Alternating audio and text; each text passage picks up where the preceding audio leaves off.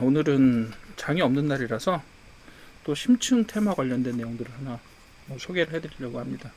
계속해서 인공지능 AI 관련된 정보들을 제가 전달을 해드리고 있는데, 아무래도 제가 하고 있는 일이 AI 강사이기도 하고 코딩도 좀 하고 데이터 분석을 주로 하는 강사다 보니까 이쪽에 관심이 좀 많기도 합니다.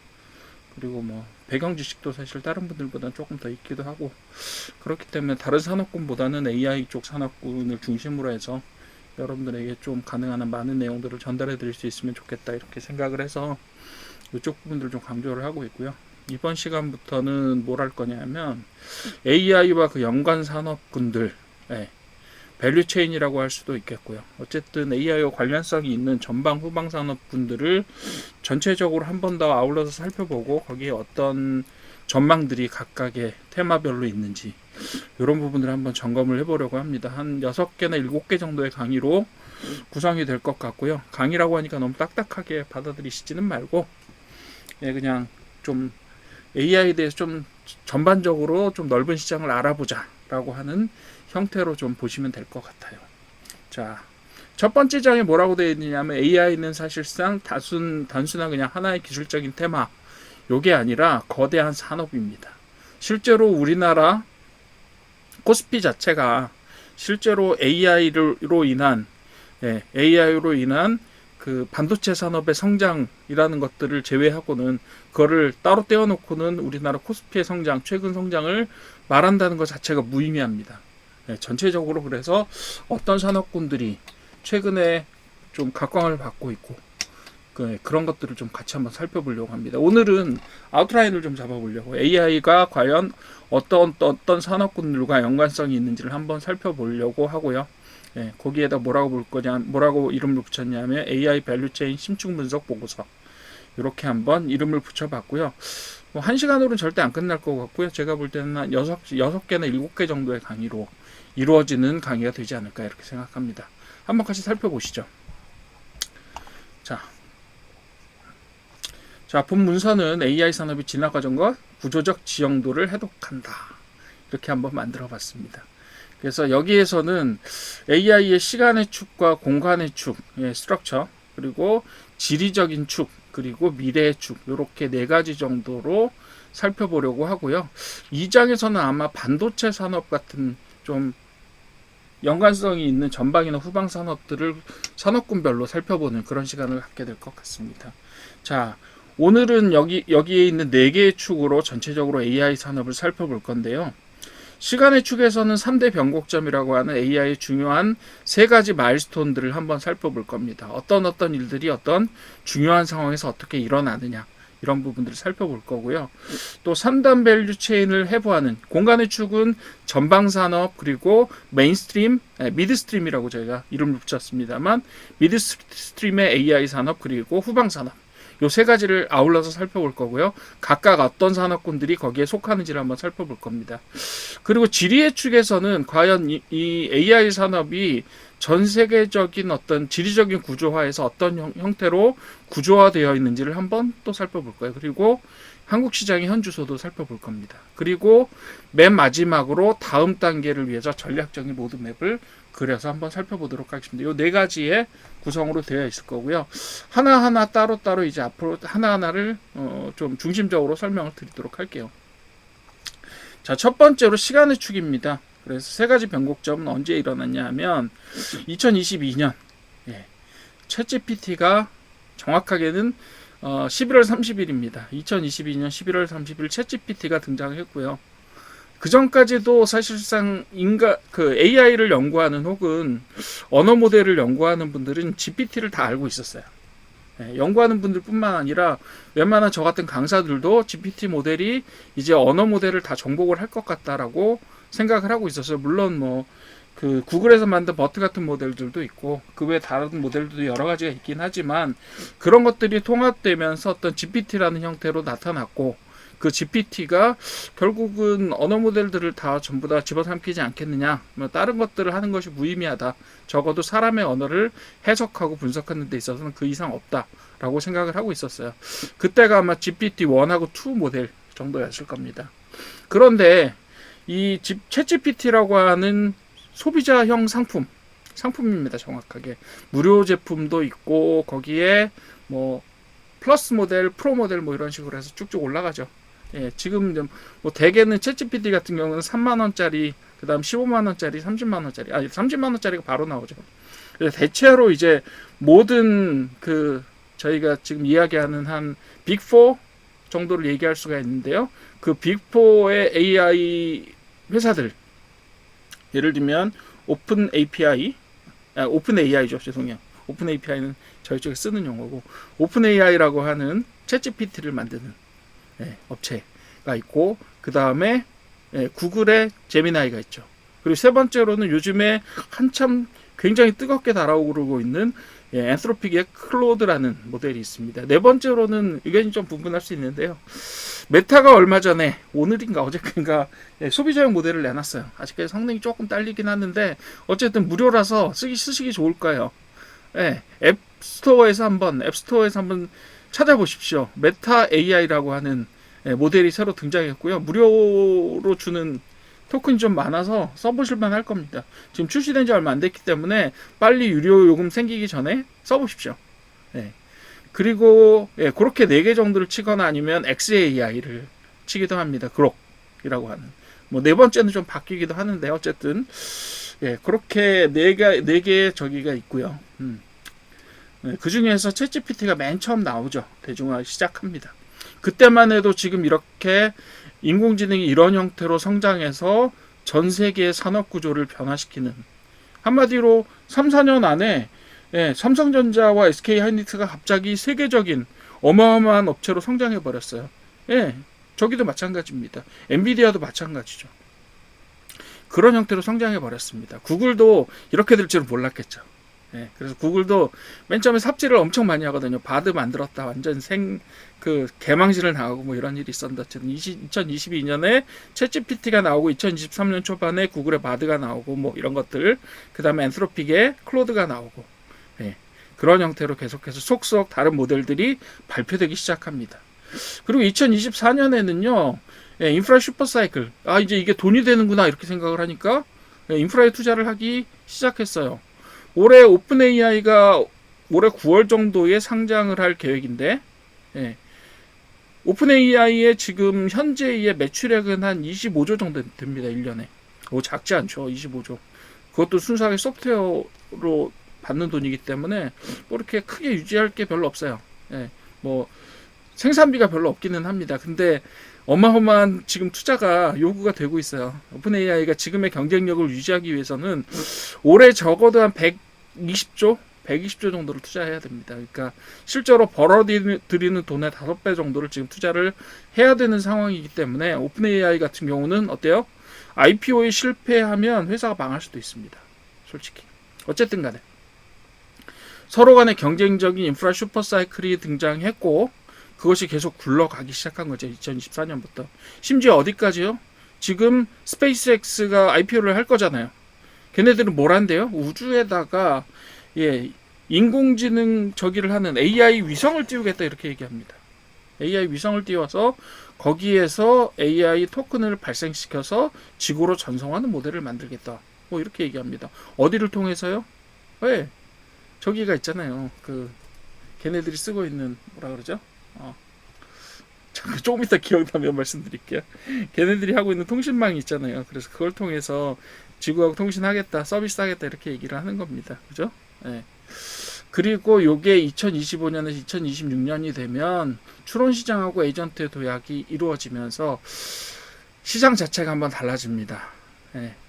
그 네 번째 충격은 언제쯤 올 거라고 예상이 되냐면 2028년 근처가 될 거라고 생각합니다. 2027년까지 이 정도로 갈 것 같긴 한데 그 사이에 또 무슨 일이 있을지는 모르죠. 어쨌든 간에 에이전틱 AI라고 해서 저도 지금 계속해서 몇 개의 그 모델들을 쓰고 있고 돈을 내면서 쓰고 있고, 걔네들한테 지금 강의라는 이 시간에도 일을 시켜놓고 있습니다. 저도 주업이 있기 때문에 걔네들한테 일을 시켜놔야 돼요. 자료도 만들라고 하고 자료도 수집하라고 하고 프로그래밍도 시키고 디자인도 시키고 이런 것들을 다 합니다. 그런 작업들이 지금 백그라운드에서 돌아가고 있어요. 지금 강의하는 시간 동안에 돌아가고 있습니다. 어쨌든 간에 요 세 가지 변곡점이 결국은 지금의 AI의 폭발적인 성장을 만들어냈다. 이렇게 보시면 될 것 같습니다. 자, 2022년에는 대규모 언어 모델이 대중의 일상과 업무 속으로 들어왔다. 챗GPT가 만들어지면서 신기한 인공지능이 나왔다. 챗봇인데 세상의 모든 것들을 다 아는 척하면서 알려준다. 이게 챗GPT였잖아요. 자, 챗GPT 출시하고 생성형 AI가 만들어지면서 제너러티브 AI라고 저희가 부르죠. 요거에 대해서도 사실 제가 몇 시간 설명을 드릴 수 있는데 뭐 제가 이번 시간이 그거라는 시간은 아니니까요. 자, 챗GPT가 나왔을 때 제일 충격적이었던 게 뭐냐면 사용자 1억 명 돌파를 최단기합니다. 3일인가 안에 사용자 1억 명을 돌파해버려요. 그리고 기업용 AI 검토를 전면화하게 만드는 어떤 기폭제가 되었습니다. 그 전까지도 AI 얘기를 많이 했죠. 머신러닝 이야기도 하고 딥러닝 이야기도 하고 그 전에도 저는 강의를 하고 있었으니까 이미 2020년, 21년부터 저는 인공지능과 관련된 그리고 데이터 분석과 관련된 강의를 계속 하고 있었어요. 그런데 그것이 이제 챗GPT를 통해서 기업에 도입하는 것이 훨씬 더 중요하게 검토되기 시작합니다. 그리고 맨 마지막으로 글로벌 IT 자본의 집중, 즉 오픈 AI의 여러 회사들이 특히 마이크로소프트가 오픈 AI 초기에 한 15조 정도를 태웁니다. 15조를 태워요. 그때만 해도 15조 태우는 건 굉장히 큰 금액이었어요.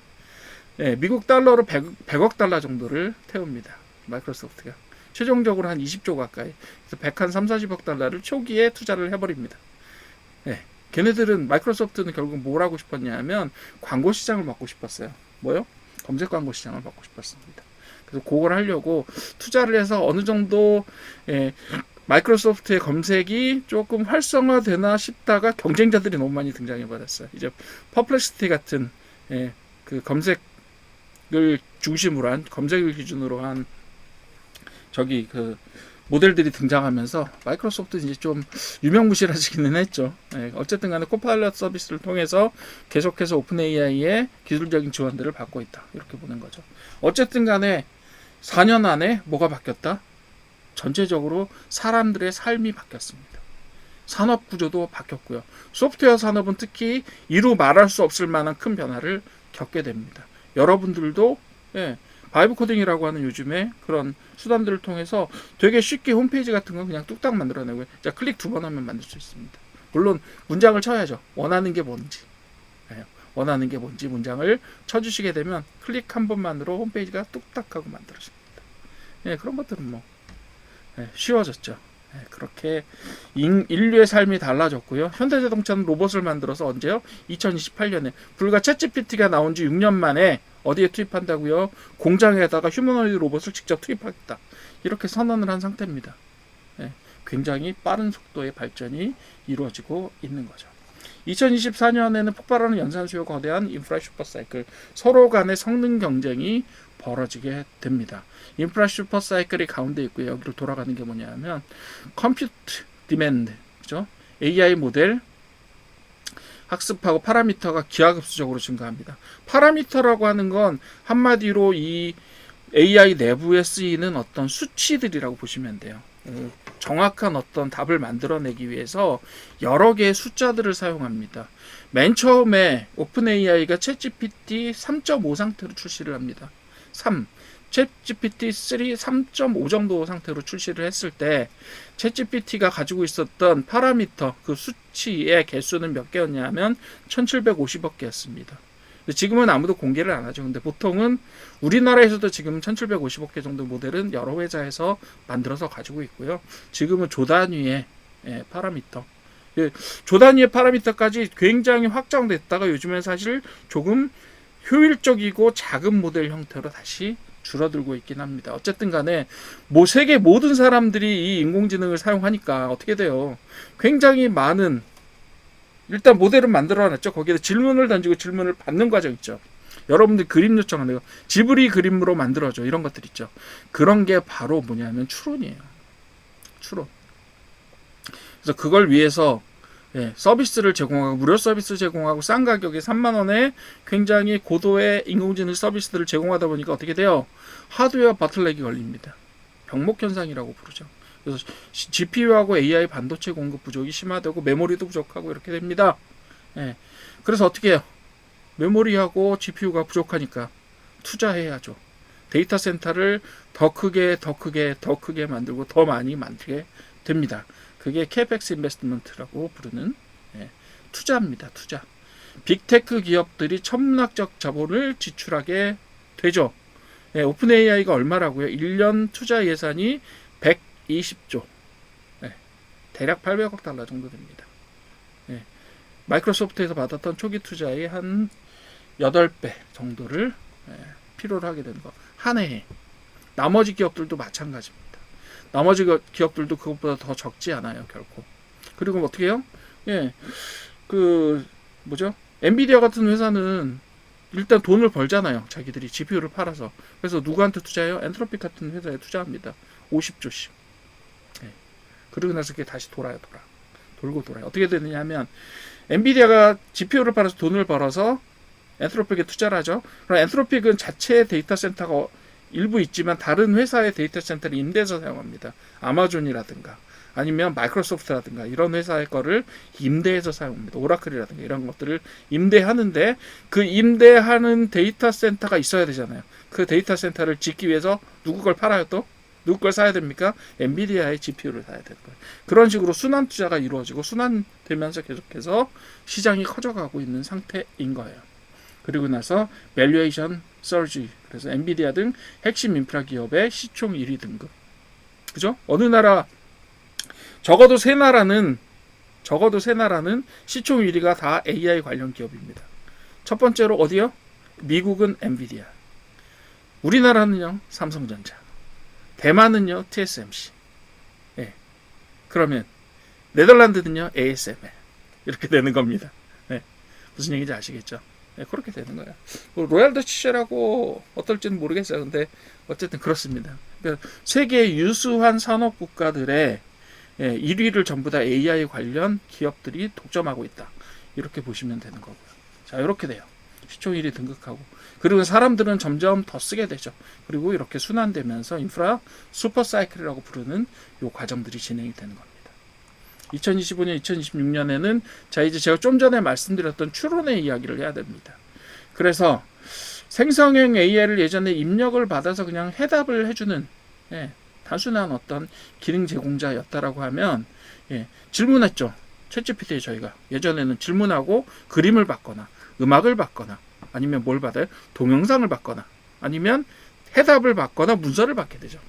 이런 형태로 단순하게 정보를 가공해서 제공해주는 역할을 했었는데 지금은 에이전틱 AI라고 해서 어떻게 했냐면 목표를 줍니다. 자, 이런 형태의 문서를 이렇게 만들고 싶으니까 네가 알아서 구조를 짜고 그것에 대해서 뭘 만들어 달라. 라고 요청을 하게 되면 자기가 자료조사를 쭉 하고요. 그 자료조사를 가지고 기초가 되는 문서 형태를 내용들을 구성하고 그 다음에 개요 문서를 만들고 거기에 살을 붙여서 정식 문서를 만든 다음에 PPT로 만들어서 저한테 던져줍니다. 그리고 혹은 PPT 형태가 아니라 자 이런 프로그램이 필요하니까 어떤 요소를 집어넣어서 프로그램을 만들어 달라고 하면 앱을 만들어 줍니다. 그냥 바로 뚝딱 딸깍 하면 만들어주는 거예요. 그게 바로 에이전틱 AI의 개념이다. 이렇게 보시면 돼요. 목표를 이해하고 그리고 추론한다 라고 하는 거는 인공지능 시스템을 써서 그 안에서 어떤 구조를 만들거나 글을 쓰거나 이런 작업들을 수행하는 겁니다. 그렇게 해서 추론하고 도구를 이용해서 작업을 완수하는 실행자 역할을 하게 됩니다. 저도 역시 열심히 많이 쓰고 있습니다. 이 자료도 사실은 그 에이전틱 AI를 써서 만든 거다. 이렇게 보시면 돼요. 그래서 연산의 중심이 지금까지는 학습을 시키는 세상에 돌아다니는 어떤 정보 요소들을 다 끌어와서 자기 안에 집어넣고 학습하는 과정이었다라고 하면 지금 어때요? 그 학습된 것에 비추어서 사용자의 질문이나 사용자의 요구사항들에 대해서 응답을 주는데 그것이 프로그램이나 혹은 문서나 잘 짜여진 어떤 구조화된 어떤 결과물들 이런 것들을 만들어내는 형태로 변화되고 있다. 향후에는 어떻게 될까요? 이제 그 로봇에까지 펼쳐지게 되면 어떻게 될까요? 지금은 어때요? 챗GPT한테 자, 물 한 잔 갖다 줘라고 말을 해도 얘가 물을 갖다 줄 수는 없잖아요. 그런데 앞으로 그 챗GPT의 기능이 인공지능이 예, 뭐 예를 들면 휴머노이드 로봇까지 확장이 된다라고 하면 자 냉장고 와서 물 한 잔 가져와라고 시키면 어떻게 될까요? 그냥 갖다 줄 겁니다. 휴머노이드 로봇이 움직여서 예, 갖다 줄 거예요. 뭐 물을 끓여달라면 끓여줄 거고 막 그런 세계가 열릴 겁니다. 예. 자, AI 산업의 3단계의 어떤 전후방 산업군들을 한번 살펴보도록 합시다. 3단 밸류 체인이라고 제가 이렇게 설명을 드리려고 하는데요. 자, 전방 산업이 있고요. 그래서 B2B, B2C 서비스, 온 디바이스 AI, 그리고 또 뭐가 있어요? 저기 피지컬 AI라고 부르는 그런 것들이 이 전방 산업에 속합니다. 여기에는 넓게 보시게 되면 국방이라든가 아니면 물류라든가 아니면 운송, 자동차 업계도 여기 들어갑니다. 그런 것들이 바로 이 전방 산업군에 들어가고요. 미드스트림에는 뭐가 들어가냐면 파운데이션 모델, 우리가 일반적으로 부르는 GPT 모델 혹은 제미나이 모델, 엔트로픽의 뭐 예를 들면 오퍼스 같은 모델들, 그리고 XAI의 그록, 이런 것들이 뭐 메타의 라마, 이런 모델들이 전부 다 그 파운데이션 모델입니다. 그리고 클라우드 중요하죠. 아마존이라든가 구글이라든가 아니면 마이크로소프트라든가 또 오라클이라든가 이런 쪽에서 그 AI를 돌릴 수 있도록 공간 같은 걸 가상의 서버를 제공합니다. 그걸 클라우드라고 부르잖아요. 여러분들이 일상적으로 쓰시고 있는 클라우드 서비스 뭐 있을까요? 카카오톡이라든가 아니면 지메일이라든가 이런 것들이 다 클라우드 기반 서비스라고 보시면 됩니다. 클라우드 기반 서비스라고 보시면 돼요. 자, 그리고 데이터 쪽도 있죠. 데이터를 가공하거나 저장하거나 이런 부분들, 그 이야기들이 바로 미드스트림에 해당하는 소프트웨어 산업군이 되겠습니다. 그렇다면 후방 산업은 뭐가 있을까요? 인프라, 하드웨어, 에너지 뭐 이런 것들 있잖아요. 그런 것들이 후방 산업에 해당합니다. 그렇게 보시면 되겠다. 자, 후방 산업은요, 지능을 생산하기 위한 물리적 토대하고 자본의 결집입니다. 여기 뭐가 들어가요? 반도체, 소부장, GPU하고 NPU, 신경망 처리 장치라고 부르는 NPU, 뉴럴 프로세싱 유닛이라고 부릅니다. 거기에다가 HBM도 여기 들어가요. 그리고 전력하고 물리적인 인프라, 즉 하이퍼스케일 데이터 센터. 하이퍼스케일 데이터 센터는 뭐예요? 데이터 센터 중에서도 규모가 어마어마한, 스케일이 어마어마한 애도 슈퍼가 아니라 슈퍼를 넘어서는 하이퍼스케일 데이터 센터라고 부르고, 이 하이퍼스케일 데이터 센터를 가지고 있는 애들을 보고 하이퍼스케일러라고 부릅니다. 그리고 뭐 냉각 시스템이라든가, 예를 들면 냉각, 그리고 그 다음에 또 뭐가 들어가요? 전기를 발생시키는 SMR이라든가 태양광 발전이라든가 이런 것들까지 여기에 포함이 됩니다. 게다가 요즘에 여기에 더 늘었죠. 뭐가 늘었어요? 광통신, 이런 것들도 여기에 들어갈 수 있고요. 크게 보시게 되면 ESS 같은 것들이 여기 들어가기 때문에 2차전지 사업도 사실은 이 후방 산업에 들어간다라고 볼 수 있어요. 이렇게 됩니다. 최근에는 또 후방 산업군에 뭐가 들어갔냐면 우주항공이 들어가요. 왜? 일론 머스크가 우주에다 띄우겠다고 했잖아요. 그런데 우주에다가 데이터 센터를 띄워서 가공하려면 뭐가 발전해야 돼요? 우주 산업이 발전해야죠. 쏘는 비용은 최소화해야 되고, 인공위성을 만드는 비용도 최소화해야 되고요. 그리고 나서 걔네들을 계속해서 운영하기 위해서 뭐가 필요해요? 발전 설비가 필요한 거죠. 그러니까 인공위성에 장착되는 태양광 발전, 이런 것들이 필요하게 되는 거죠. 그런 것들이 전체적으로 다 후방 산업에 속하는 부분들이다라고 보시면 되겠습니다. 그래서 AI 산업 현재로서는 지금 최대의 병목이자 KPEX, 즉 투자의 대상이 되는 부분들이 바로 이 후방 산업입니다. 우리가 알고 있는 대부분의 산업군들이 여기 속해요.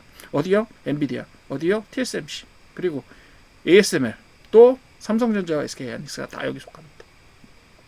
그렇죠. 자, 그 다음에는 두 번째로는 미드스트림에 해당하는 게 있죠. 자, 미드스트림 뭐가 해당되느냐 그랬더니 데이터 파이프라인이 해당됩니다. 그래서 모델 학습을 위한 고품질 데이터의 수집, 정제 및 관리, 제가 이거 강의해요, 주로. 그리고 나서 파운데이션 모델, 요거까지는 제가 아직 못 만들어서, 요거는 오픈 AI나 구글이나 엔트로픽이나 아니면 XAI, 저기 가지고 있는, 지금은 스페이스X로 회사가 통합됐죠. XAI라든가 이런 회사들이 만드는 게 바로 파운데이션 모델입니다. 여러분들이 쓰시고 계시는 챗GPT의 GPT 모델이라든가 제미나이 모델이라든가 이런 것들이 다 여기에 속합니다. 그리고 여기에 연결되는 게 클라우드 플랫폼인데요. 클라우드 플랫폼은 AI 모델을 개발하고 배포 혹은 이용할 수 있도록 인프라를 제공해 주는 겁니다. 우리가 어떤 예를 들면 소프트웨어 서비스를 제공하려면 뭐가 필요해요? 서버가 필요하잖아요. 그 서버 임대해 주는 카페24 같은 데가 바로 이 클라우드 플랫폼 사업입니다. 사업을 하는데요.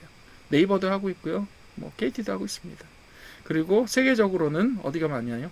전 세계적으로 이 클라우드 플랫폼의 최고 업체는 아마존입니다. AWS라고 부르는 서비스를 제공하고, 두 번째로는 구글 클라우드 GC라고 부르죠.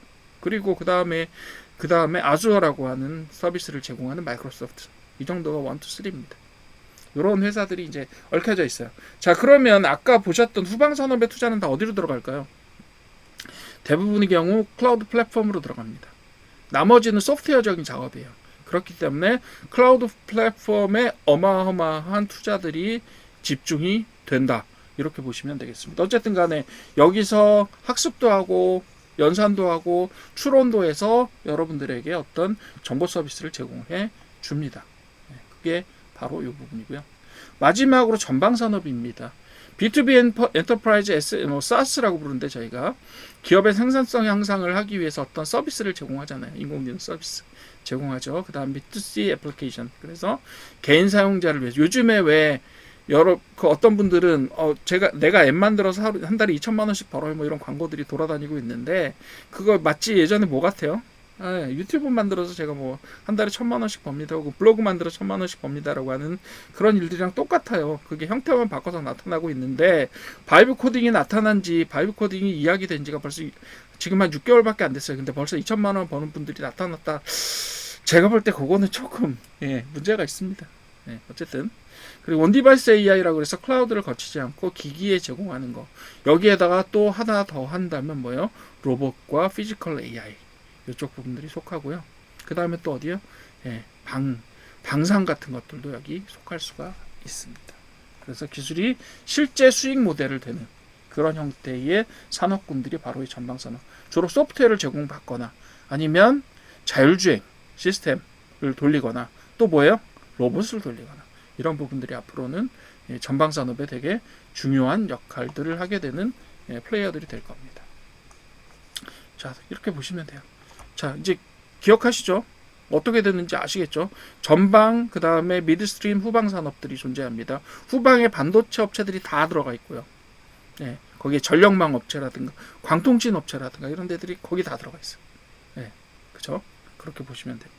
그리고 뭐 요즘에 양자 이런 거 얘기를 하잖아요. 양자 컴퓨팅 얘기하는데, 크게 보면 양자 컴퓨팅도 후방 산업에 속합니다. 그리고 전방 산업에 속하는 게 여러분들이 사용하고 있는 챗GPT라든가 제미나이를 사용하는 제공해주는 구글이라든가, 아니면 클로드를 제공해주는 클로드 서비스를 제공해주는 엔트로픽이라든가, 이런 회사들의 회사들이 제공해주는 거, 혹은 그것들을 이용해서 가공해서 만들어진 소프트웨어를 제공하는 그런 여러 개의 회사들이 있습니다. 그게 뭐 꼽자면 이 생태계 자체는 뭐 제가 꼽자면 굉장히 여러 시간 강의를 할 수 있을 정도로 많습니다만, 뭐 어쨌든 오늘은 그걸 강의하는 게 아니니까. 자, 한국 시장 포지션이 어딜까요? 후방 산업에 거의 대부분 속해 있습니다. 지금 이제 후방 산업 쪽은 우리나라가 되게 강한데, 그 중에서도 글로벌 메모리 반도체, 뭐 그쵸, 전 세계 HBM의 몇 퍼센트요? 90% 정도를 우리나라가 만듭니다. 당연히 그렇게 되는 거예요. 그리고 첨단 제조하고 소부장 인프라도 굉장히 강력하죠. 삼성전자의 파운드리라든가 첨단 패키징, 한미반도체나 이런 쪽에서 하고 있죠. 그 다음 정밀 부품 생태계, 이쪽도 우리나라에 강력하게 존재합니다. 물론 요 소부장 같은 경우는 지난번에도 저희가 애를 먹었었습니다만, 일본도 상당히 강력해요.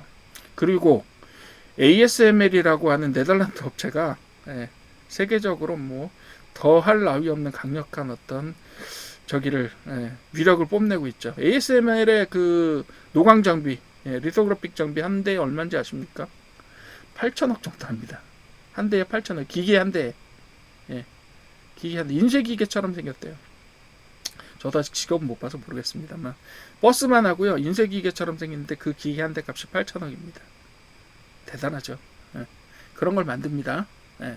다음 차세대는 아마 1조 정도 할 거라는 소문이, 1조 이상 할 거라, 1조 5천억 뭐 이 정도 할 거라는 소문이 돌고 있습니다. 어쨌든 간에. 그 다음에 전력 및 데이터 센터 잠재력도 우리나라는 강력하죠.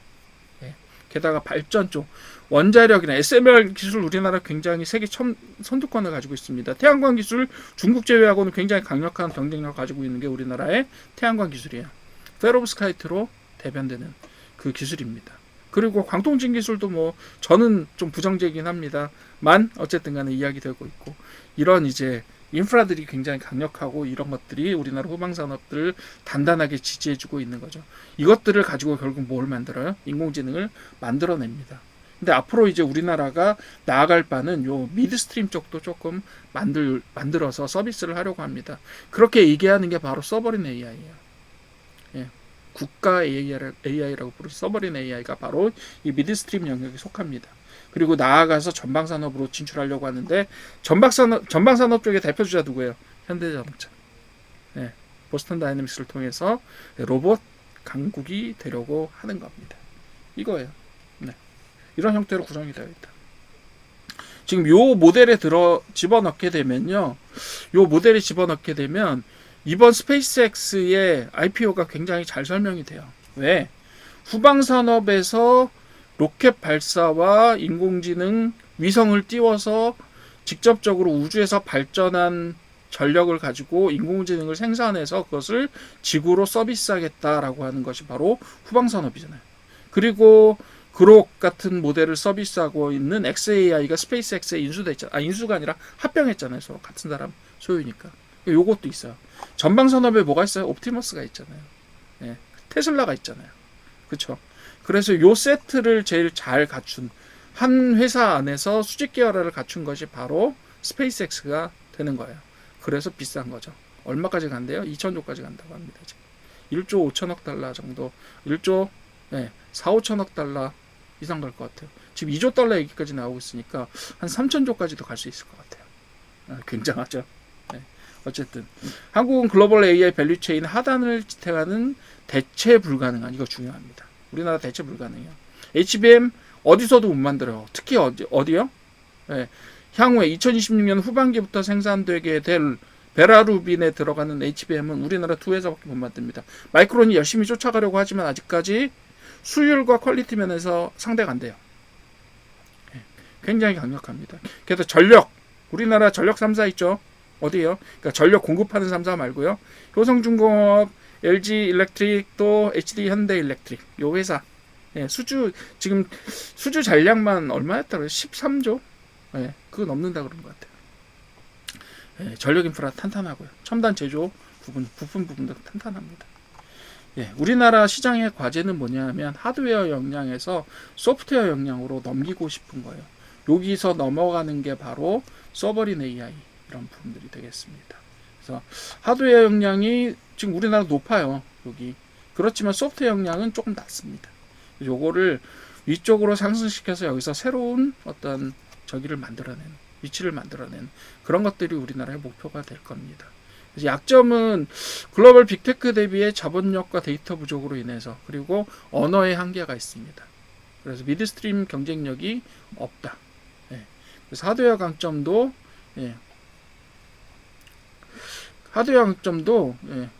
여기 조금 깨졌네요. 렌더링이. 하여튼 하드웨어 강점이 발휘되지 못하는 부분들이 있습니다. 기회 부분은 뭐예요? 다운스트림하고 온디바이스 AI 쪽, 즉 앞으로 그러니까 후방산업 쪽에서, 아니죠, 전방산업 쪽에서 기회들이 되게 많아질 수 있다. 이런 부분들이 되겠습니다.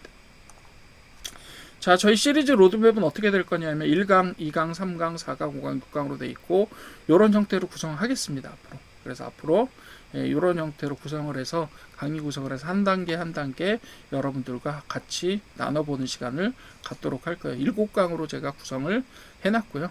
다음 시간에는 반도체하고 소부장 쪽 얘기를 좀 해보도록 합시다. 자, 요약. AI는 시간 구조 지리의 맥락에서 읽어야 되고요. 자, 시간 얘기했죠. 2022년, 24년, 25에서 26년, 다음 시기는 2028년. 이렇게 말씀드렸죠. 2028년이 되면 뭐가 일어나요? 메모리 반도체 쪽에 저기가 일어날 거고요. 새로운 격변이 일어날 거고, 그 다음에 뭐가 또 나와요? 엔비디아에서 새로운 5만이 나올 겁니다. 2028년 예상하고 있어요. 그 다음에 2028년이 또 뭐예요? 또 현대자동차에서 아틀라스를 3만 대 만들어서 미국 공장에 투입하겠다. 이렇게 얘기를 하고 있습니다. 그러니까 여러 가지 일들이 발생할 겁니다 앞으로. 자, 그래서 그건 시간. 그리고 구조는 뭐예요? 예, 전방, 미드스트림, 후방 산업 구조들로 이루어져 있다. 그래서 단독적으로 하나의 산업만으로 AI가 버틸 수는 없고 이 세 가지가 유기적으로 연결이 되어야만 AI 산업계가 존재한다. 이렇게 보시면 될 것 같습니다. 그리고 구조, 지리는 뭐예요? 예, 세계적인 어떤 분업화 이런 것들을 통해서 우리나라는 후방 산업 쪽에 굉장히 강력한 어떤 경쟁력을 가지고 있는데 앞으로 전방 산업 쪽으로도 혹은 미드스트림 쪽으로도 계속해서 확장해 나가지 않으면 안 된다. 그 얘기를 하기 위해서 그걸 하기 위해서 우리나라가 뭐 서버린 AI도 이야기를 하고 있고 그리고 현대자동차에서는 로봇을 이용한 그런 시스템도 기획하고 있다. 이렇게 보시면 되겠습니다. 첫 번째로는 단일 테마가 있는 연결된 산업 구조다. 라고 보시면 되겠고요. 두 번째로는 연산 수요가 이끄는 슈퍼사이클이 지금 이미 당도했고요. 계속해서 슈퍼사이클이 만들어졌으면 좋겠지만 어쨌든 간에 계속해서 산업 시스템 자체가 변경되고 있다, 변화되고 있다 이렇게 보시면 되겠고 한국의 뚜렷한 포지셔닝은 뭐예요? 예, 우리나라는 일단 후방 산업 쪽에 강력한 포지션을 가지고 전방 산업 쪽으로 계속해서 확장해 나가는 이런 모델을 가지고 있다 이렇게 보시면 됩니다. 자, 다음 여정은 뭐예요? 반도체 볼 겁니다. AI 연산의 물리적 한계를 AI 산업의 각 밸류체를 돌파하는 하드웨어 혁신이라는 부분에서 여러 개의 테마를 살펴보도록 하겠습니다. 자, 오늘 첫 번째 강의는 이렇게 정리를 한번 해봤고요. 두 번째부터 이제 강론과 각 테마가 어떻게 들어가는지 이런 부분들을 한번 살펴보고 투자 관점에서의 어떤 인사이트 이런 것들을 한번 같이 살펴보도록 하겠습니다. 자, 오늘 첫 번째 강의 여기서 마칠게요. 감사합니다.